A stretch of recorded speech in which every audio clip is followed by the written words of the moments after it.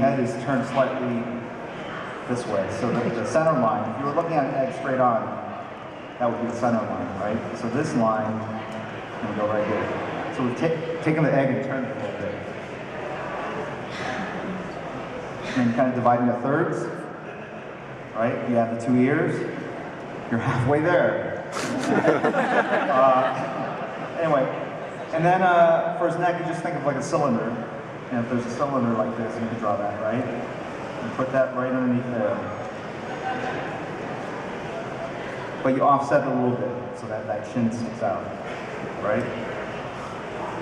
So the ear basically goes between these two lines here. Put that as a circle. The forehead. Think of like a house that has like an awning like this. Right?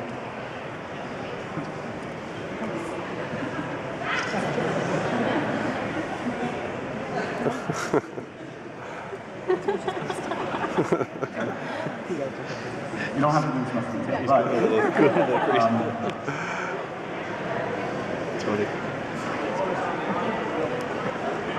what? Dawning. This is dawning. That's what you want. And take that awning and you put it right here. It's like, all right, so that represents his brow. And then if you've ever been to Egypt, they have these things called pyramids. This one's a little more isosceles. I think that's what, yeah, there was that scaling. I don't know. So it's one of those pyramids. You can draw that. And you just take, it's just like Mr. Potato Head, right? And then you pop that right here. Right? There, on that center line. Okay? Drop that line, that's a cowl. And then the mouth here. Eyes underneath here. Kind of round up the top there. Drop the shadow of this egg along the cylinder, like if there was something on top of here. Gonna cast a shadow like that.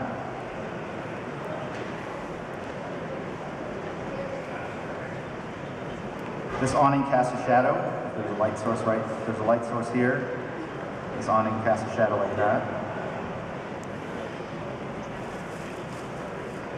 Okay, it's getting closer.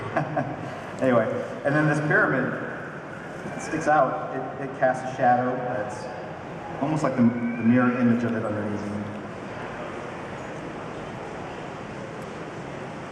And then where the lip goes, imagine like some salami.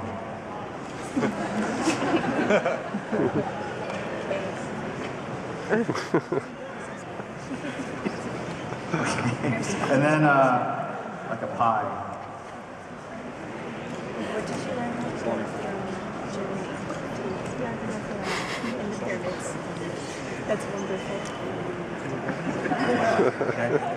So this is the lower lip, and that pie's your chin, right? So if you put light on this salami, it's gonna, the shadow's gonna bend, and it's gonna actually curve like this. That's wonderful.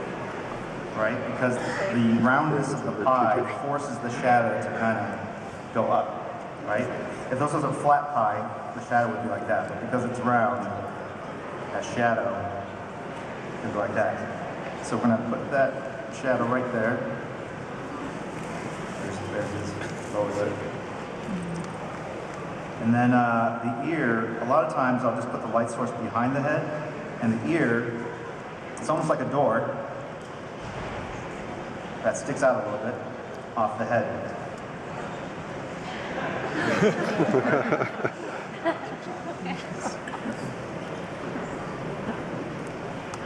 So the light source here, the back of that door is in shadow, and sometimes it even casts a shadow across the side of the face. Okay? Woohoo! All right. So now I'm going to draw utilizing these principles of food and architecture. All right. Batman. Sure.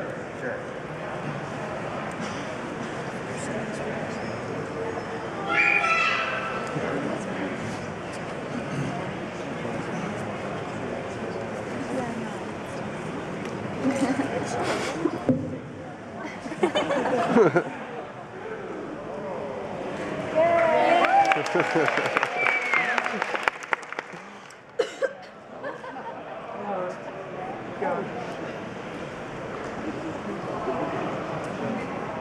you go. So you see all the lines, I just kind of put them down. Right?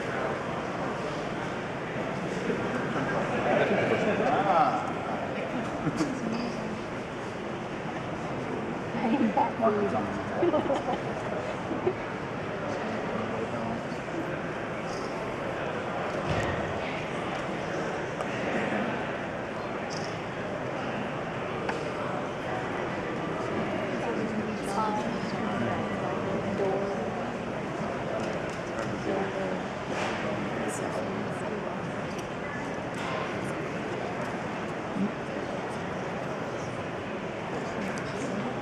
It's pretty awesome. You have that going? Is that cylinder?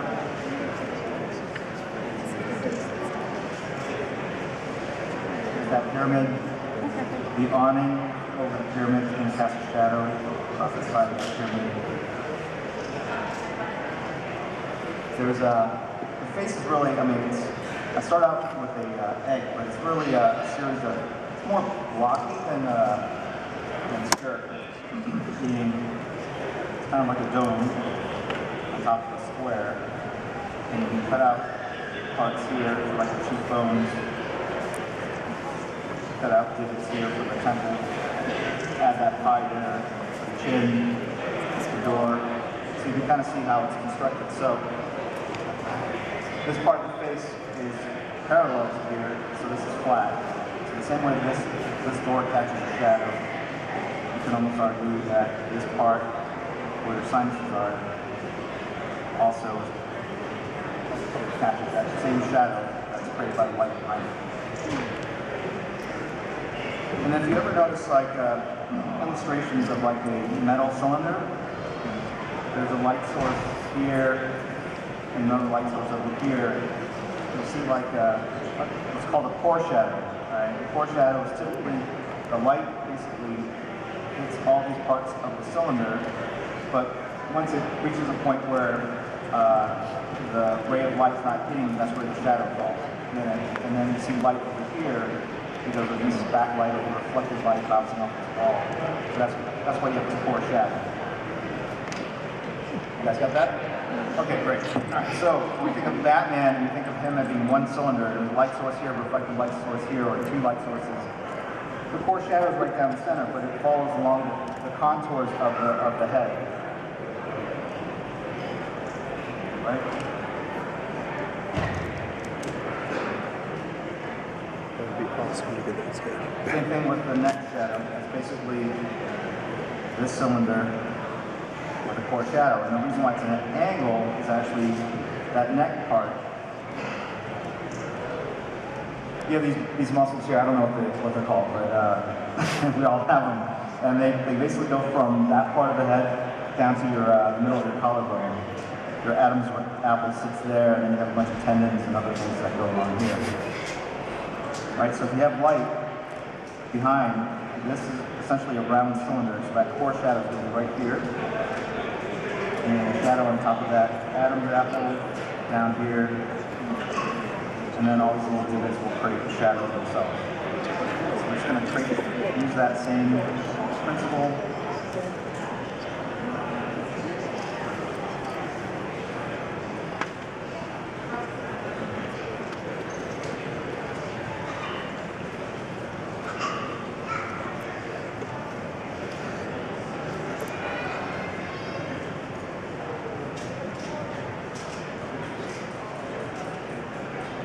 So basically, I did this pretty quick, so it's loose, and then I'm just going to basically tighten it up.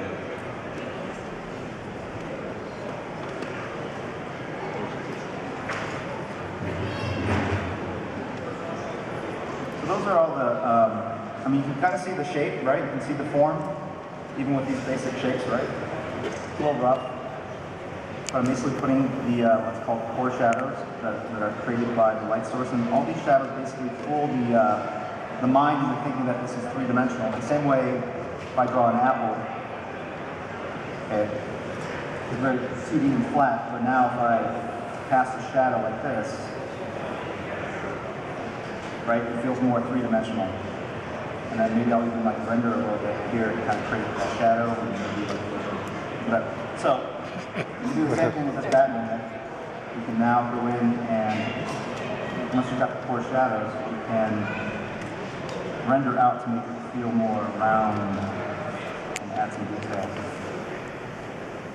The same way we have the shadow here on this plane of the face, you can kind of do that right here too.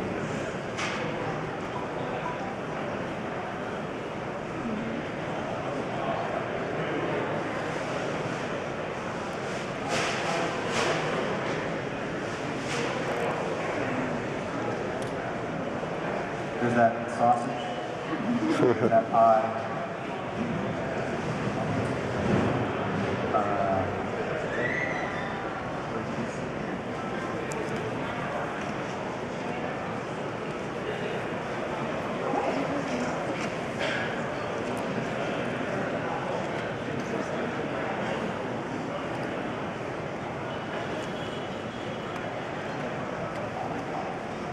Sometimes I'll cross-hatch through like that, and basically what it does is it creates values of gray. If you were drawing with the side of a pencil, you can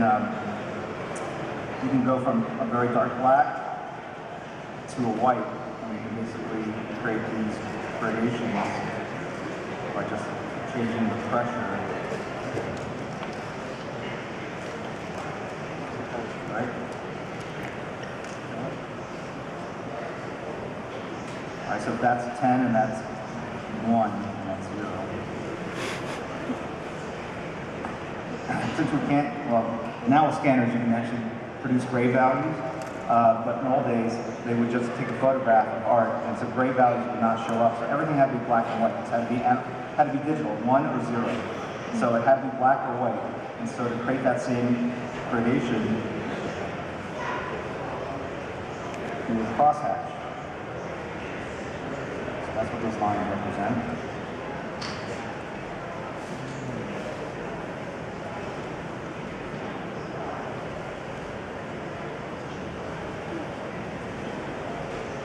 Right. So if you kind of squint, they kind of look the same, maybe a little bit. So that's what we're doing here. We're just basically creating gradations of gray.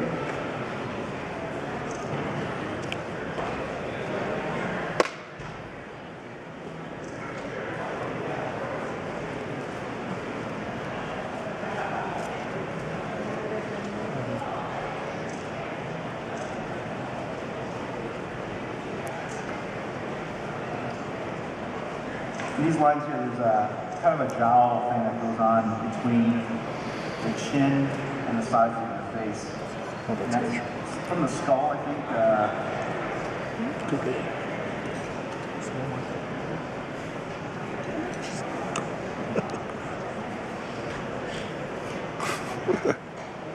Hey, man.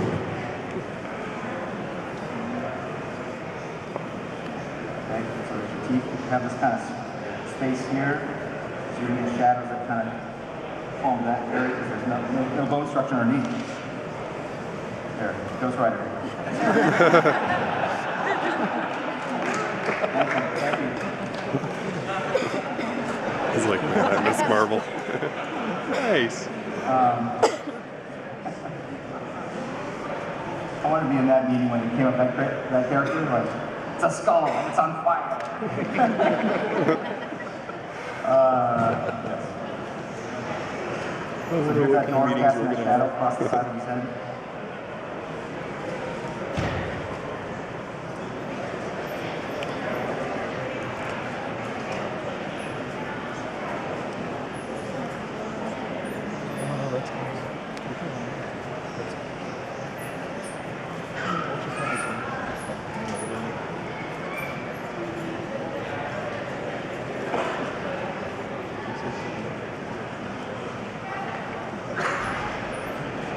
The collarbone here, it creates a shadow. You can see you can actually draw things without actually drawing the outline of them. You just suggest the shape by drawing the shadow underneath. So a lot of people, when they'll draw a hair, they will try to draw every strand of hair, and it actually looks very kind of unrealistic and wiry. But if you create kind of like a mop of hair and do the shadows of the major clumps of the hair, you get something that reads more like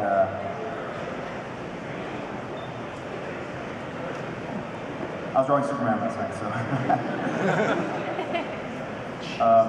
you get something that reads more like hair, even though you're really just drawing shadows of the hair itself. Right? Same way if you draw every eyelash, it looks super creepy.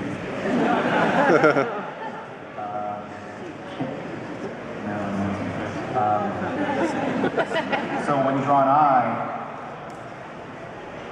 kind of do that thick line that represents upper lash, lower lash, and then I just kind of simplify, and it's almost like it's like a graphical representation of eyelashes. It's just like a little app symbol on your phone, right?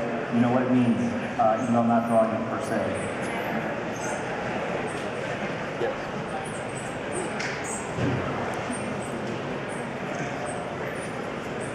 Anyway.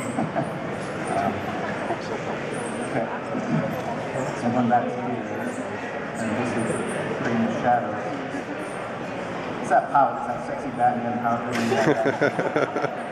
Yeah, you know what I'm talking about. My parents are dead. Yeah.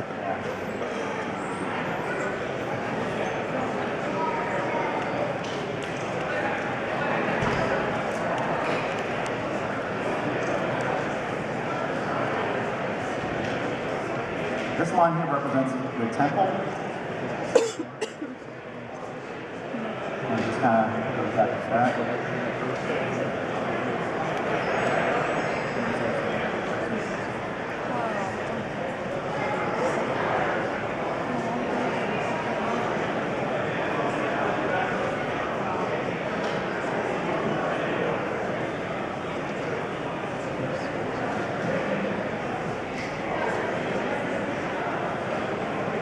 And then now it's just all about calibrating the grade values. That's what I was showing here before with that. It's just about kind of squinting and looking at the piece and seeing areas that look too dark or too light.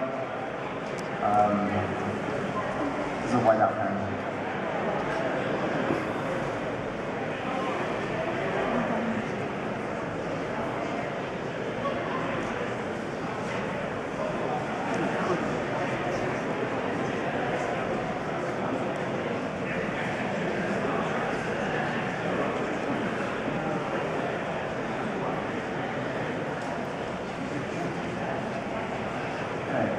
So I'm going to just give this away. As you can see, it's fairly rough. Right?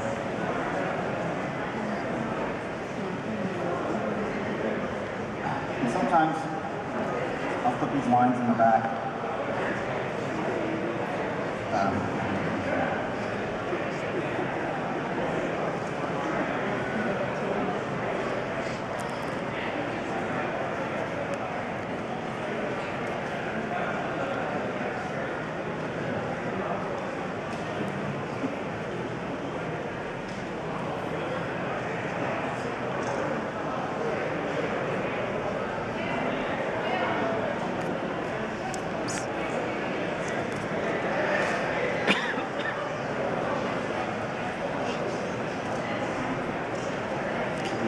This whole thing casting a shadow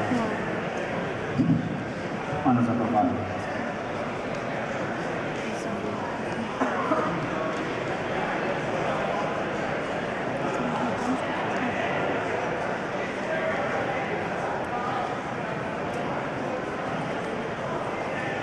It's a good thing to practice throwing parallel lines. It's just practice, but it's good to be able to kind of do that. And all that does is it kind of separates him off the background a little bit.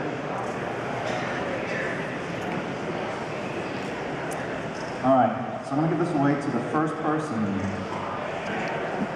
that can show me a midnight ticket receipt for Man and Stew.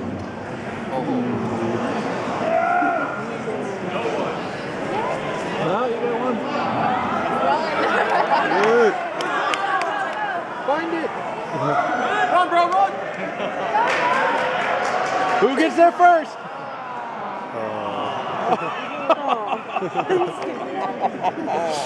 He's gonna go up and cry. That was almost. What's your name? Trevor? It's a Trevor. Oh man. What about the other one? I want the